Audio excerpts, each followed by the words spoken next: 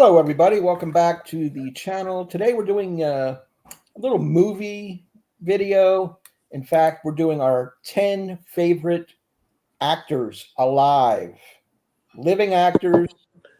They don't necessarily have to be currently working, but on their resume, they have a birth date and yet not a death date. So they're alive and they are favorites. A best list, like I said to the guys, would be completely different. We're not ranking these, so to speak, as far as the greatest actor of all time, the most honored and traditional, accolades. And this, we're talking about favorites. These are personal lists, and we hope you enjoy. I'm here with Brian, Massey's Main Entertainment, Randall Nelson, and Doc, the usual foursome, back doing some movie content.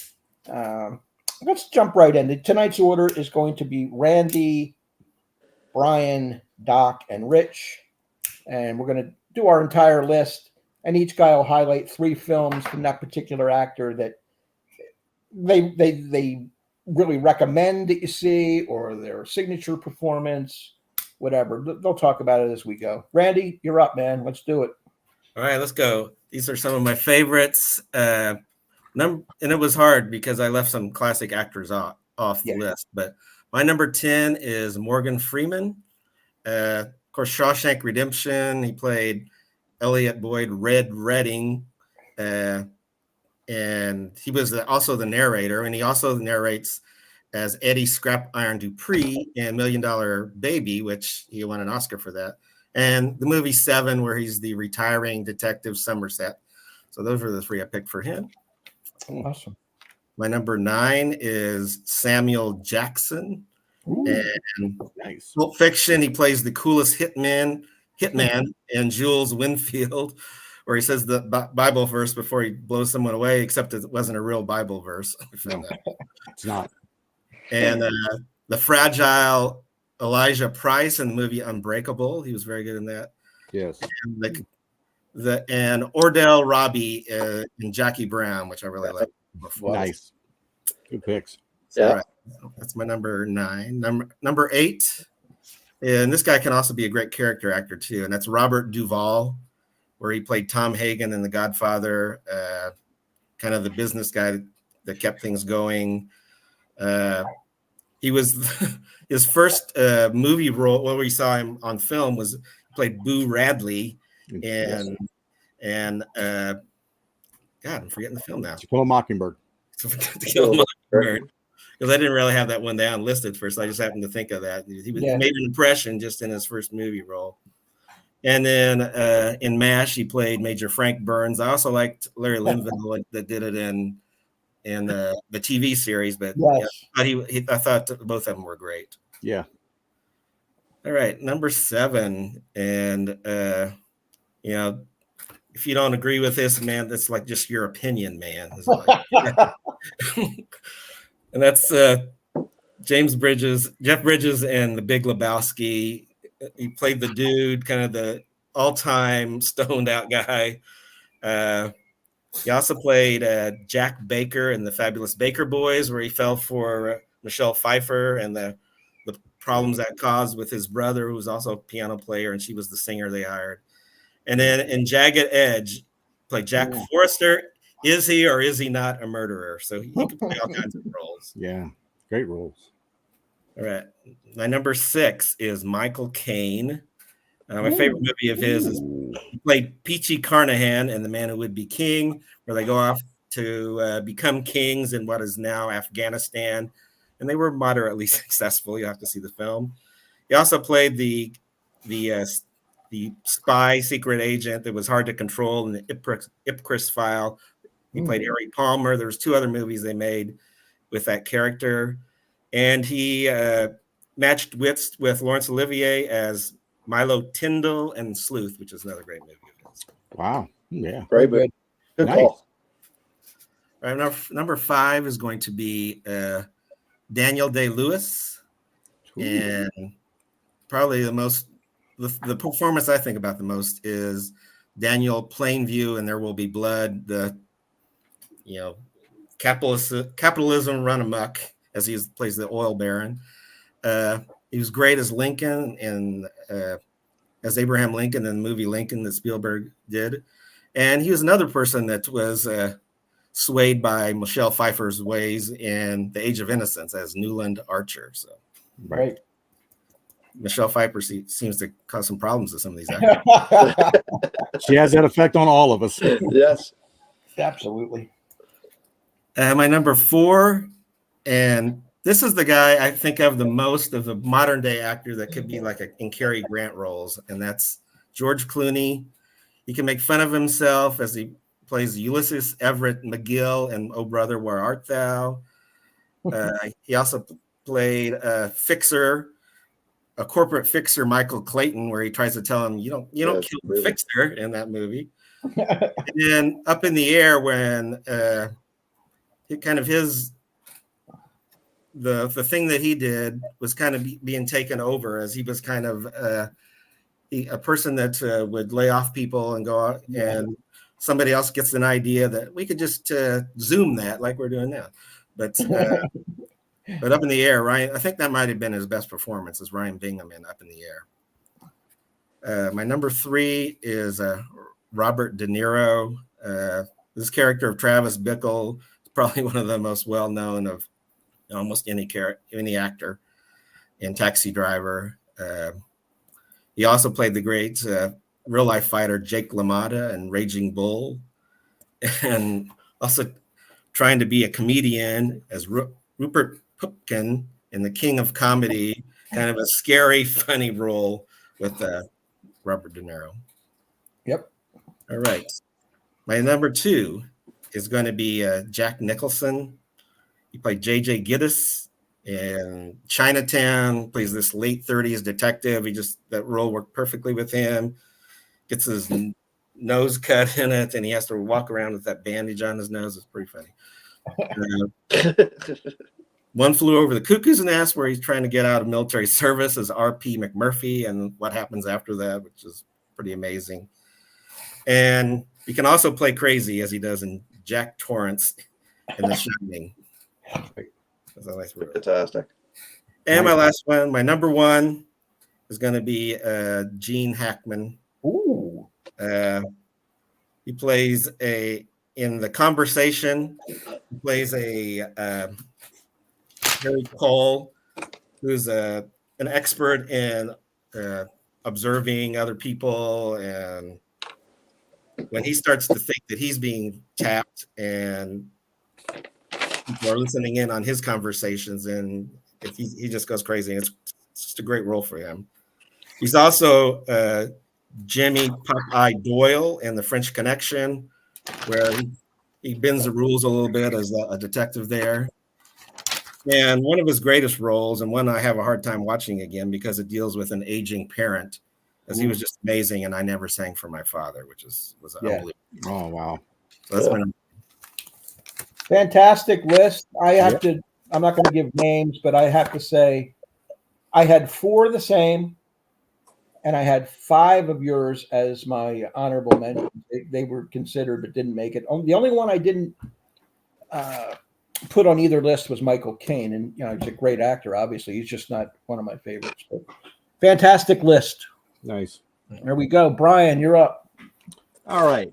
Okay, this is I'll start off at number 10 here. This is the one that I didn't decide till like 30 minutes ago. I put Val Kilmer here at number 10. I know he's had health problems of late, but he had a great run of movies early in his career. Did a fantastic job in The Doors, playing Morrison. Also played Doc Holliday in Tombstone, which he did an excellent job with. And also for his role in Heat, I thought he was tremendous in that role. Like I said, health issues kind of pushed him out of the spotlight for a long time, and he did have a series of questionable movies that he did, obviously in a run, and that's what happens in Hollywood sometimes. Number 9, I've got Denzel Washington here. I really like Denzel's acting. Training Day obviously is what he's maybe known for, and his Oscar that he won. Malcolm X is one that I thought he should have won the Oscar for and did not. And also, I really enjoyed his role in Hurricane. And I just wanted to mention Fences as well, which was a recent movie, came out in the last few years, which I thought he played a really tremendous role. Number 8 for me, I've got Ed Norton here. Mm-hmm. Obviously, a little bit of an eccentric. I know that some people talk about how he's difficult to deal with, but obviously his role in Primal Fear, is like what thrust him into the spotlight. I also enjoyed him in Rounders and American History X, obviously, and a little honorable mention to Birdman. I thought he actually did a very good job in that movie as well. Mm-hmm. Number 7 for me, a little bit of a personal favorite. A lot of his stuff is classical, and a lot of it's Shakespearean theater stuff that he does. But I like Ralph Fiennes. I've got here, obviously, for his role as Amon Goth in Schindler's List, really put him up on the map. Also did a fantastic job, I thought, in English Patient and Grand Budapest Hotel, Strange Days. Great roles for him. He's a tremendous actor. Really one of those last great classical English actors that I think are still hovering around. Number 6, I've got Robert De Niro. I know Randy had him on his list as well. He mentioned Taxi Driver, Raging Bull. I also had those. Also, I would mention, The Godfather 2, playing the young Vito Corleone. Probably definitely a big thing for his career, and The Deer Hunter as well. So he has a laundry list of great movies, and it's interesting to see a guy go from a movie like Stanley and Iris and turn around and make Cape Fear, like within a span of 2 years together. That's the type of actor you're dealing with there. How great he is, So my number 5, I've got Gary Oldman here, really big favorite of mine. Obviously, Bram Stoker's Dracula, Francis Ford Coppola's version of that. I loved him in Tinker Tailor Soldier Spy, The Professional, where he plays the corrupt cop. Absolutely does a great job in, and also he played Winston Churchill in Darkest Hour, if people want to check that out as well. Number 4, I've got Leonardo DiCaprio here. Probably the youngest guy on my list, and I think deservingly so. Obviously, What's Eating Gilbert Grape kind of put him into the forefront a little bit, maybe Marvin's Room as well. But The Revenant, Wolf of Wall Street, The Departed, all movies I would highly recommend. His maturity as an actor has just escalated, beyond what anybody could have projected for the young man. And everybody should take notice.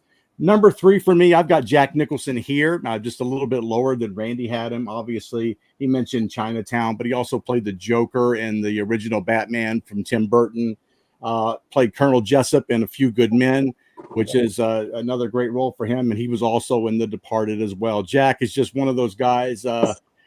Most of the time, he just goes up there and he plays Jack, but for some reason, he's such an endearing personality in real life that people want to just see more of him. So I've got him up there at number 3. Number 2 for me, I've got a real big personal favorite here. I've got John Malkovich. Always been a fan of his work, even stuff that's really obscure, like Object of Beauty and Eleni, I believe is how it's pronounced. In the Line of Fire, obviously, he got nominated for an Academy Award. Also, he got nominated for Places in the Heart. I loved him in Dangerous Liaisons, and he did a fantastic version with Gary Sinise of Mice and Men from John Steinbeck. Really did a nice job. So big shout out to John. My number 1, though, is Daniel Day-Lewis. I feel like he's the actor that's alive today that retires more than just about anybody, more than Jordan ever retired.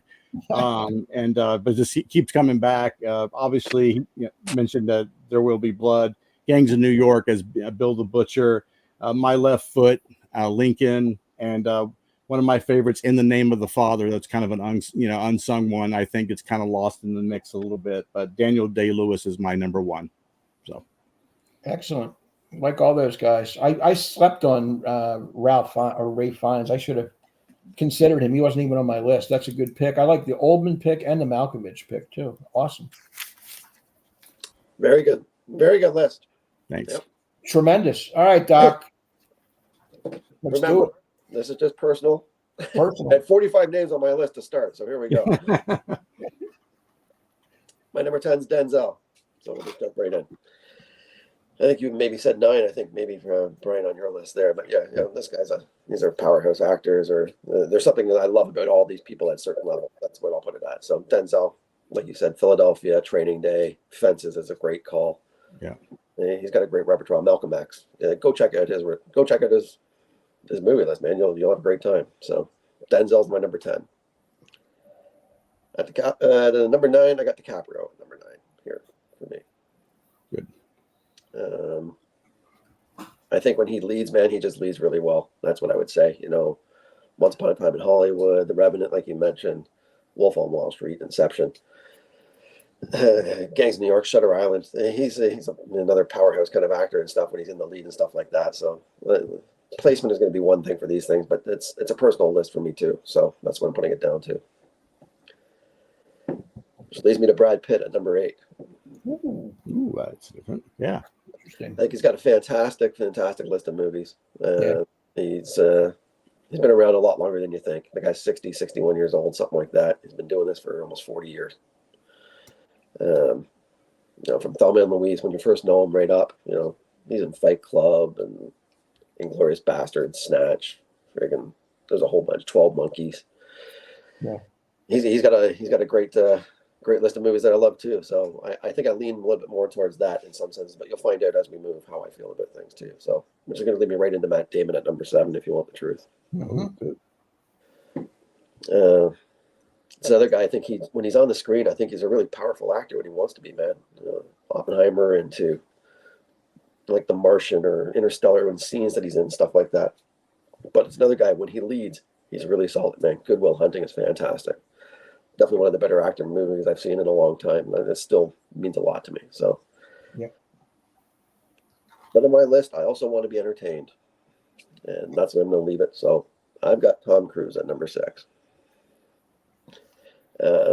This guy's been pumping out entertainment for the last 40 years, man. I don't care what anybody says. This is my personal take. You want to go see a Tom Cruise movie? You'll probably enjoy it, man. That's what I can tell you. There's no real downside to it. From, Taps and The Outsiders all the way up to all the Mission Impossibles. 9 times out of 10, you're going to get something pretty entertaining when you watch them. That's what I can tell you. The man's been running on screen for 40 years too, and it's pretty damn good at it. So I got Cruise at 6. Number 5. I got Clint at number 5, man. It's another guy that just, now it gets into this list of just every time I see them on screen, it doesn't matter what's on, I'm just watching. So I'm pretty much anywhere. So I can go from the Westerns from Clint all the way up to something pretty recent, from Gran Torino, pick Unforgiven, Good, Bad, the Ugly. It doesn't matter. There's a whole bunch of things you can pick from Clint. He's been doing this forever. The guy's in his 90s, and I think Clint's been with me my whole life. And I got a real warm spot for those Dirty Harrys, man. So Clint is my number 5. These are people that are with me, man. I got Pacino at number 4. The other guy's list of movies that, I get sucked in. It's The Godfather or Dog Day, Glengarry, Glen Ross, Serpico. I don't care, man. This guy, especially at that era. And the thing is, some of these guys are not pumping. Some of them are still pumping stuff out. He's still doing stuff, right? And once I said, Pacino's a powerhouse for me, man, and I enjoy him a lot. So number 3 is De Niro. This other guy that's been around, man. So what are you going to do? I'll pick The Godfather Part 2. If you watch 1, we'll go watch number 2. So then you can find out what these masterpieces are like. But maybe on an acting level, maybe Awakenings doesn't get enough love or something like that, which is a really well done role for him. Does comedy, Midnight Run. I love that movie. He's very diversified too, so it's a Bronx Tale. There's a whole bunch of movies I love from De Niro. Mm-hmm. So and he's been doing this for forever and a day too. So that's my number 3. You just missed, Randy. Just missed, man. I got Gene Hackman at number 2. Ooh. Mm. I just think, and be wrong in one sense, he could be my favorite actor. I don't know. I can toss and turn here because I just love him, and every time I see him, it doesn't matter. It's a comfort zone for me. I love his characters. He can very diversified as well. He can play, there's comedy roles. I don't care. Loose Cannons all the way up through The French Connection. I don't care what you pick. Superman's a very close movie to me, and nobody will ever be like him, man. So, Mississippi Burning, the Firm. I love a lot of this. I love his whole, basically, his catalog, man. I have a really, really warm spot for Hackman. He's my number 2. My number 1 goes from my childhood up to now. That's the way I would put it. So my number one is Harrison Ford. Oh, nice. All right. Anybody who can play Han Solo and friggin' Indiana Jones and be with my life through the whole time and still carry me through Witness, Presumed Innocent, Frantic, and I don't know, Force 10 and American Graffiti. It's another, and Blade Runner, man, you know, so it's, there, it's something about Harrison that's, he might be my favorite movie of all time. I don't know, man. So, Harrison's my number one, man. If I have a favorite actor right now, today, if I had to pick something, and God knows this was hard as hell to do, I'm picking Harrison as my guy. Nice. Yeah. Wow. That's fantastic. I like some of the names we haven't heard yet, including Brad Pitt, Eastwood, and Harrison Ford. They all got named for the first time, and worthy so. Yeah. No doubt. All right, here we go. I'm just going to reiterate that this is favorites, not best. Yes. Because I feel bad leaving some of these big wigs out, like Hackman, De Niro, Pacino, and Sean Penn, who I love, but they didn't make the list this time around. Number 10, I've got Ed Harris. A surprise. Yes. I love Ed Harris. I don't know what. He's so believable in everything he does. He can play the bad guy, the sensitive guy. He does it all. I love his depiction of Jackson Pollock in the movie Pollock, which he wrote, directed, and starred in. It's outstanding if you like to watch movies about artists and in that time period. It suits him perfectly. Also in the Truman Show, where he's like the controlling guy here. Ed Harris is great in that.